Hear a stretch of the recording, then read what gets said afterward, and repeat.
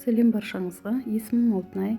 Бүгін осындай көйлектің алдын әрлейтін әдемі бант жасап үйренеміз. Ол үшін бізге атлас матасы керек, және үлгіні сызып алу үшін кез келген осындай қағаз аласыздар.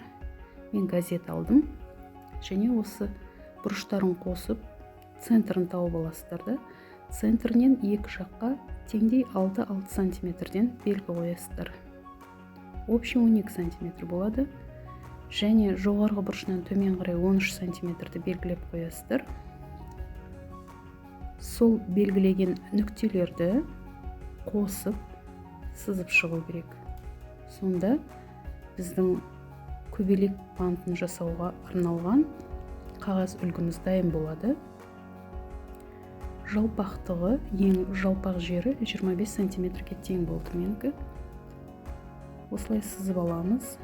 Сызып алғаннан кейін осы қағаз үлгімізді тура ортасынан сызықпен бүктейміз. Бүктеп алғаннан кейін әдемілеп қиып аламыз.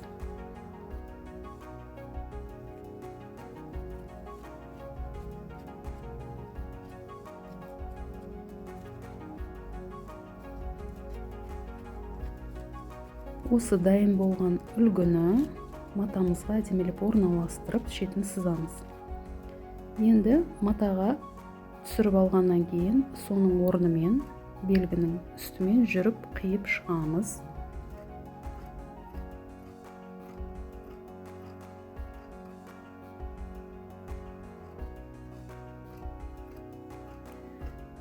Қиып алғаннан кейін дайын болған матамызды осындай ХБ дублериннен 2 штук керек болады. Үлгіні қойып, дублеринді бірдей етіп қиып аламыз. Және 4 штук тафта атлас матасының 2 штугын осы дублеринді жабыстырамыз. Екеуі қатты болу керек. Бетінде тұратын бөлігі қатты болып, көбелектің формасы ұсталыну керек.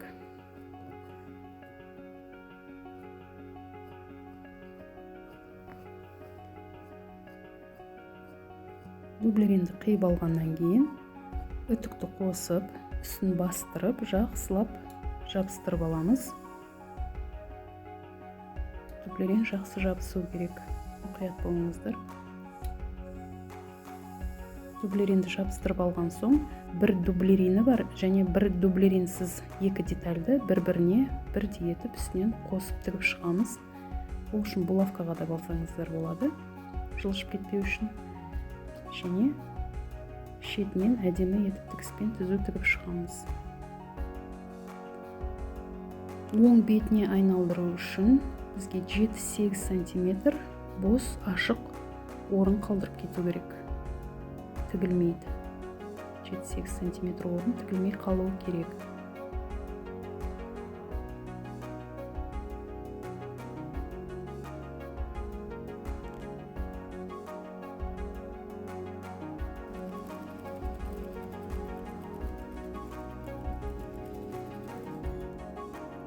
Осылай тігіп алғаннан кейін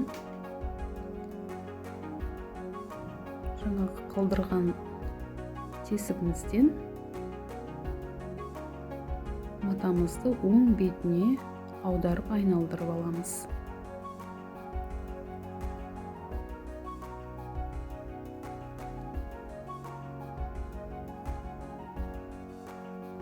Айналдырып, оң бетін жақсылап барлық жерін шығарып, ұшын әдемілеп инемен ұштап шығарып аласыздар.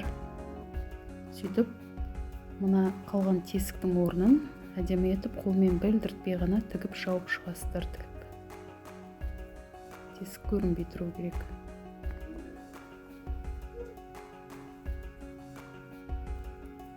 Тігісімізді тігіп болғаннан кейін үтікке апарып, енді оң бетінен әдемелеп жақсы жататындай етіп, бастырып, үтіктеп шығамыз.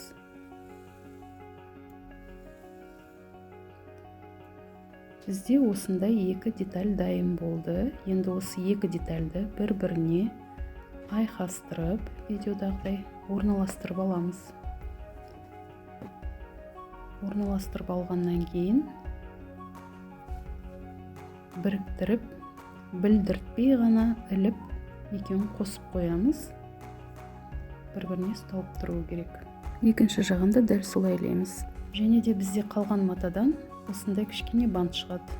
Сол бантты осы көбелегіміздің үстіне орнатамыз. Және осындай көйлектің бетін әдемі етіп әрлеуге болады. Кез келген көйлектің алдына өте жақсы тұрады. Дайын болған үлгіде осылай көрінеді. Баршаңызға рахмет. Каналыма жазылып қойыңыз.